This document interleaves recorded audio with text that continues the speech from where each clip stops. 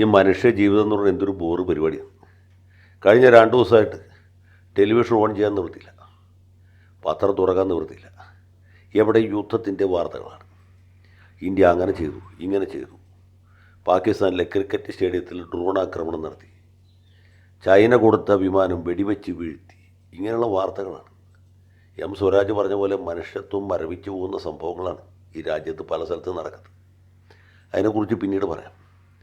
അതേ സമയത്ത് മനുഷ്യർക്ക് എന്തെങ്കിലും ഒരു സമാധാനം ഉണ്ടാവട്ടെ. പുതിയ മാർപ്പാപ്പയെ തിരഞ്ഞെടുക്കാനുള്ള നടപടിക്രമം കോൺക്ലേവ് വത്തിക്കാനിൽ ആരംഭിച്ചിരിക്കുകയാണ്.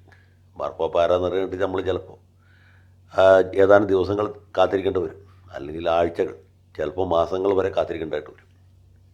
അത്ര സങ്കീർണമായ നടപടിക്രമമാണ്. മാർപ്പാപ്പയെ തിരഞ്ഞെടുക്കുന്നതിനേക്കാളും ഒട്ടും എളുപ്പമുള്ള കാര്യമല്ല ഒരു KPCC പ്രസിഡൻറ്റിനെ തിരഞ്ഞെടുക്കാൻ. അത് ഇതിനേക്കാളൊക്കെ ലബോറിയസ് ആയിട്ടുള്ള ഒരു പ്രോസസ്സാണ്. KPCC മെമ്പർമാരെല്ലാവരും ചേർന്ന് ഒരു ഹാളിൽ ഇരുന്ന് പ്രസിഡന്റ് സ്ഥാനത്തേക്ക് 2 പേരോ അല്ലെങ്കിൽ 3 പേരോ നിർദ്ദേശിക്കുക. അതിൻ്റെ അടിസ്ഥാനത്തിൽ വോട്ടെടുപ്പ് നടത്തുകയും കൂടുതൽ വോട്ട് കിട്ടുന്ന ആളെ പ്രസിഡൻ്റാക്കുകയും ചെയ്യുന്ന പരിപാടി കോൺഗ്രസ്സിൽ പണ്ടുണ്ടായിരുന്നു. KA ദാമോദരൻ പ്രസിഡൻ്റായത് അങ്ങനെയാണ്. അതുപോലെ R ശങ്കർ പ്രസിഡൻ്റായത് അതുപോലെയാണ്. പിന്നീട് CK ഗോവിന്ദൻ നായർ പ്രസിഡൻ്റായത്, KP മാധവൻ നായർ പ്രസിഡൻ്റായത്, ആന്ധ്ര ഗവർണറായി പോയ നമ്മുടെ KC എബ്രഹാം മാസ്റ്റർ പ്രസിഡൻ്റായത്, TO ബാബു പ്രസിഡൻ്റായതൊക്കെ അങ്ങനെയാണ്, വോട്ടെടുപ്പ് നടത്തിയിട്ടാണ്. പിന്നെ ആ പരിപാടി നിർത്തി. ഹൈക്കമാൻഡിൽ നിന്ന് ഏതെങ്കിലും ഒരു കൊഞ്ഞാണൻ്റെ പേര് നിർദ്ദേശിക്കും, അയാൾ ബാക്കിയുള്ളൊരു കൈയടിച്ച് അംഗീകരിക്കും. അങ്ങനെയാണ് ചെയ്തുകൊണ്ടിരുന്നത്. KK വിശ്വനാഥൻ, AK ആൻ്റണി, ഇവരാരും മോശക്കാരാണെന്നല്ല പറഞ്ഞു. പല ആളുകളെ ഇങ്ങനെ തിരഞ്ഞെടുത്തു. പിന്നെ ഇതുപോലെ വോട്ടെടുത്ത ഒരു KPCC പ്രസിഡൻറ്റിനെ തിരഞ്ഞെടുത്തത് നമ്മുടെ AK ആൻ്റണിയെ തോപ്പിച്ച് ശ്രീമാൻ വയലാർ രവി പ്രസിഡൻ്റായതാണ്. അതൊരു ഭയങ്കര പരിപാടിയായിരുന്നു. അതിനെക്കുറിച്ച് ഞാനിപ്പോൾ പറയുന്നില്ല, അത് പറഞ്ഞാൽ തീരില്ല എന്നുള്ളതുകൊണ്ട്. പക്ഷേ പിന്നെയും പഴയ കലാപരിപാടി തന്നെ തുടങ്ങി. K മുരളീധരൻ വരും, തെന്നല ബാലകൃഷ്ണപിള്ള വരും, അതുപോലെ PP തങ്കച്ചൻ ചുമതല വഹിക്കും, വീണ്ടും തെന്നല ചേട്ടൻ വരും. പിന്നെ രമേശ് ചെന്നിത്തല വന്ന് 8-9 കൊല്ലം പുള്ളി ആ സ്ഥാനത്തിൽ. ചെന്നിത്തലയെ മാറ്റുമ്പോൾ G കാർത്തികേയനെ കൊണ്ടുവരുന്നായിരുന്നു ചെന്നിത്തലയ്ക്കും താല്പര്യം, ഉമ്മൻചാണ്ടിക്കും താല്പര്യം. പക്ഷേ ഹൈക്കമാൻഡ് വേറെ രീതിയിൽ ആലോചിച്ച് VM സുധീറിനെ KPCC പ്രസിഡൻ്റായി ഒരു സുധീരമായ തീരുമാനം കൈക്കൊണ്ടു. അതിന് പാർട്ടിയും സർക്കാരും വലിയ വില കൊടുക്കേണ്ടി വന്നു, അത് വേറെ കാര്യം. പിന്നീട് സുധീറിനെ മാറ്റി MM ഹസന് ചുമതല കൊടുത്തു. MM ഹസൻ KPCCയുടെ താൽക്കാലിക പ്രസിഡൻ്റായിട്ട് കുറേ ആളിരുന്നു. ഹസൻജിയെ മാറ്റിയിട്ടാണ് ആ സ്ഥാനത്ത് നമ്മുടെ മുല്ലപ്പള്ളി രാമചന്ദ്രനെ കൊടുത്തു. തെരഞ്ഞെടുപ്പ് കഴിഞ്ഞപ്പോൾ മുല്ലപ്പള്ളിയെ പറഞ്ഞു വിട്ടു. അങ്ങനെ K സുധാകരൻ വന്നു. K സുധാകരൻ വെച്ചാൽ ഗംഭീരനായ ഒരു പ്രസിഡൻ്റാണ്. R ശങ്കർ എന്നൊക്കെ പറഞ്ഞ പോലെ അതിഗംഭീരനായ ഒരു പ്രസിഡൻ്റാണ് അദ്ദേഹം. ഇപ്പോൾ ഏതാണ്ട് 4 കൊല്ലത്തോളമായിട്ട് ഈ വമ്പിച്ച ചുമതല വഹിച്ചുകൊണ്ടിരിക്കുക. അപ്പോൾ ചില ആളുകൾക്ക് തോന്നി സുധാകരനെ മാറ്റാം. ആ സമയത്താണ് നമ്മുടെ ആൻ്റണി എന്ന് പറഞ്ഞ ഒരു മനുഷ്യൻ, പത്തനംതിട്ടയിൽ നിന്നുള്ളൊരു പാർലമെൻറ്റ് മെമ്പറാണ്, കോട്ടയംകാരനാണ്. അദ്ദേഹം കത്തോലിക്കനാണ് എന്ന കാരണത്താൽ പുള്ളിയെ പ്രസിഡൻ്റായി കളയാം എന്ന് ഇവിടുത്തെ ചില രാഷ്ട്രീയ ഭിക്ഷാന്തികൾ, മനോരമയുടെ പത്രാധിപന്മാർ, പിന്നെ നമ്മുടെ എല്ലാം കൽബിൻ്റെ കൽബായ പ്രിയങ്ക ഗാന്ധിയുടെ കെട്ടിയവൻ റോബർട്ട് വാദ്രയുടെ കൂട്ടുകാരനായ മറ്റൊരു ബിസിനസ്സുകാരനും കൂടി തീരുമാനിച്ചു. ആൻ്റണി നോക്കിയപ്പോൾ സംഗതി തരക്കേടില്ല. വാദ്രയ്ക്കും സമ്മതമാണ്, തമ്പിച്ചായന് സമ്മതമാണെങ്കിൽ പിന്നെ ആൻ്റണിക്കായിട്ട് ഒരു എതിർപ്പ് തോന്നിട്ട് കാര്യമില്ല. എന്നാൽ KPCC പ്രസിഡൻ്റ് ആയിക്കളാം എന്ന് വിചാരിച്ചപ്പോഴത്തേക്ക് ഇവിടെ ഭയങ്കര എതിർപ്പായി. ആൻ്റണിയെ കൊണ്ടുവരാൻ പാടില്ല എന്ന് കോൺഗ്രസ്സുകാരും പറഞ്ഞു, വെള്ളാപ്പള്ളി നടേശനും പറഞ്ഞു, ബാക്കി സമുദായ നേതാക്കന്മാർ പറയുമായിരുന്നു. കാരണം ഇയാൾ കത്തോലിക്കനാണെന്ന് വിചാരിച്ചിട്ടാണ് ഇവരൊക്കെ കുറ്റം പറഞ്ഞത്. സത്യത്തിൽ പുള്ളി കത്തോലിക്കനല്ല എന്നാണ് ശത്രുക്കൾ പറയുന്നത്. പുള്ളി കത്തോലിക്കനായിട്ട് അഭിനയിക്കുന്ന, കഴുത്തിൽ വെൻഡിങ് ഇട്ട് നടക്കുന്ന ഒരു പെന്തിക്കോസുകാരനാണ്. നമുക്കറിയില്ല, കോൺഗ്രസ്സിനകത്ത് തന്നെയുള്ള വിരോധികൾ പറഞ്ഞാണ്. അങ്ങനെ കത്തോലിക്കനായ അല്ലെങ്കിൽ കത്തോലിക്കനായി അഭിനയിക്കുന്ന പെന്തിക്കോസുകാരൻ വേണ്ട എന്ന അഭിപ്രായമുണ്ടായി.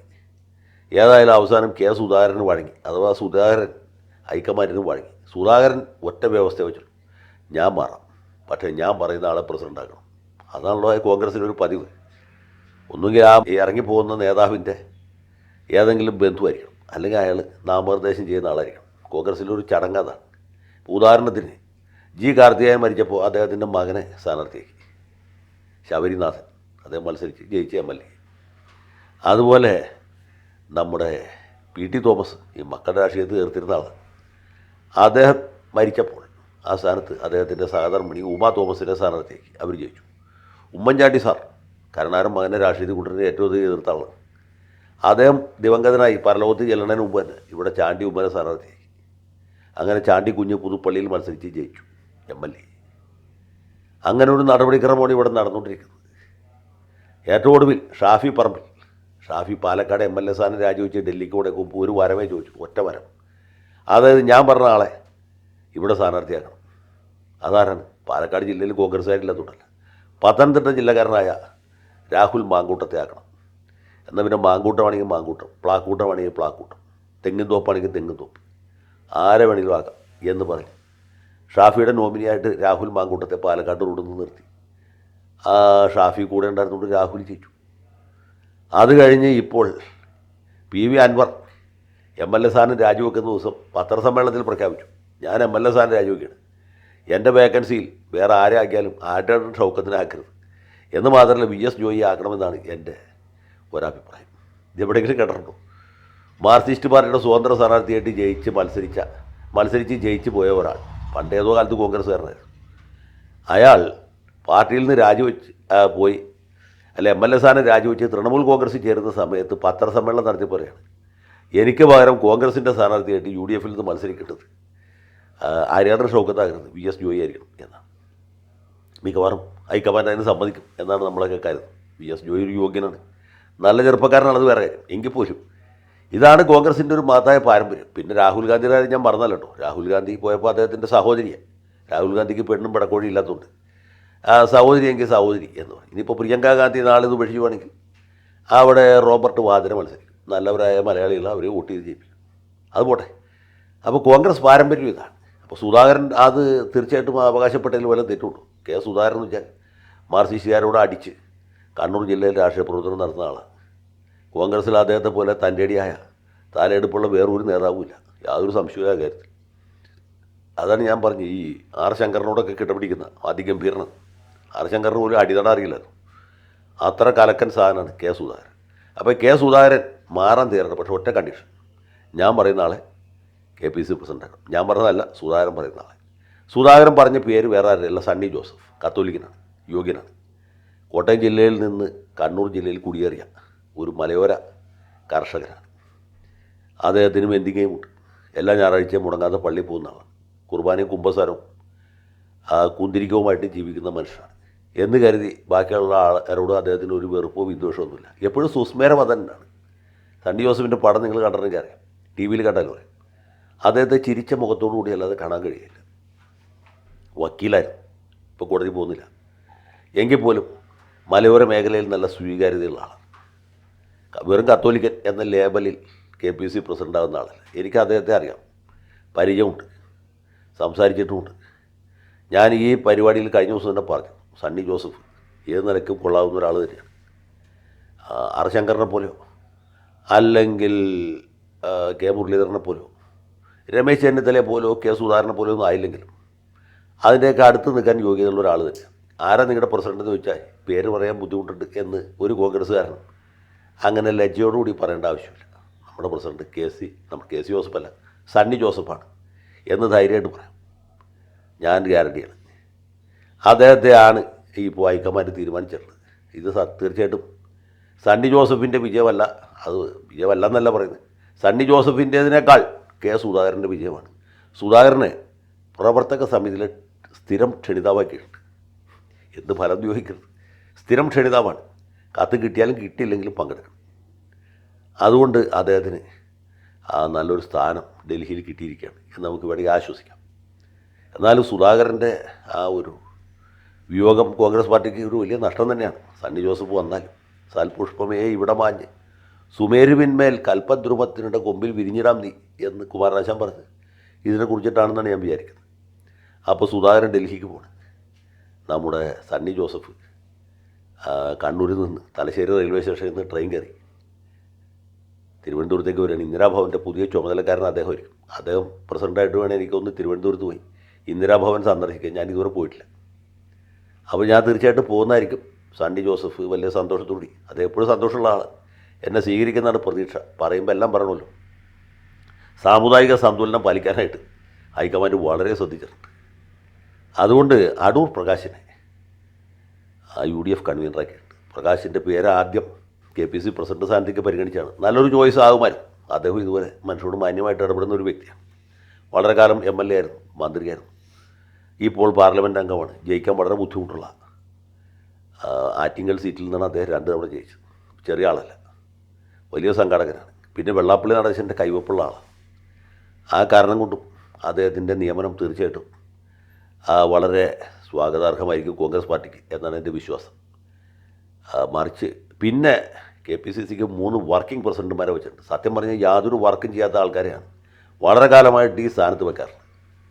2 കാലം കൂടിയിലായ ഒരാളെ ഇടക്കാലത്ത് ഇതിൻ്റെ വർക്കിംഗ് പ്രസിഡൻ്റായിട്ട് വെച്ചു. പുള്ളി അവിടെ ഒരു വർക്കും ചെയ്യാതെ ഇരുന്നിരിപ്പിൽ മരിച്ചുപോയി എന്നുള്ളതാണ് ചരിത്രം.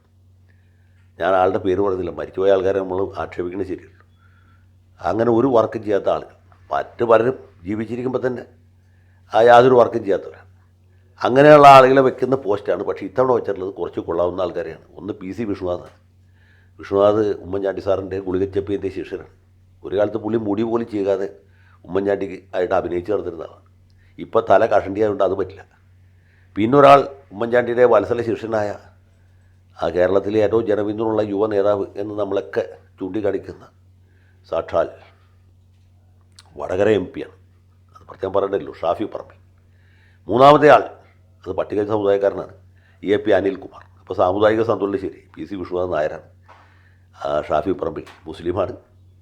അനിൽകുമാർ പട്ടിക സമുദായക്കാരനാണ്. അടൂർ പ്രകാശ് ശ്രീനാരായണീയനാണ്.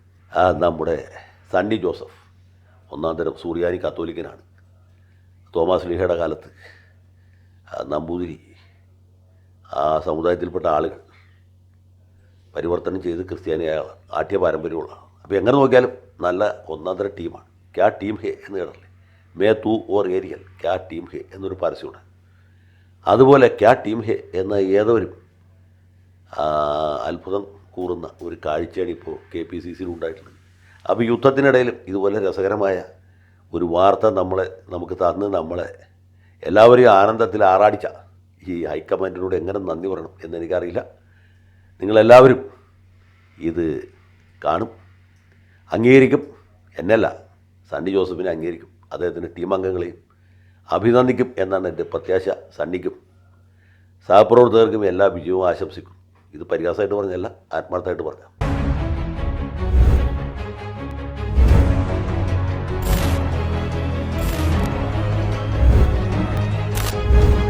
കൂടുതൽ വാർത്തകളും വിശേഷങ്ങളും നിങ്ങളിലേക്ക് എത്താൻ ABC മലയാളം സബ്സ്ക്രൈബ് ചെയ്യുക, ബെൽ ബട്ടണും അമർത്തുക.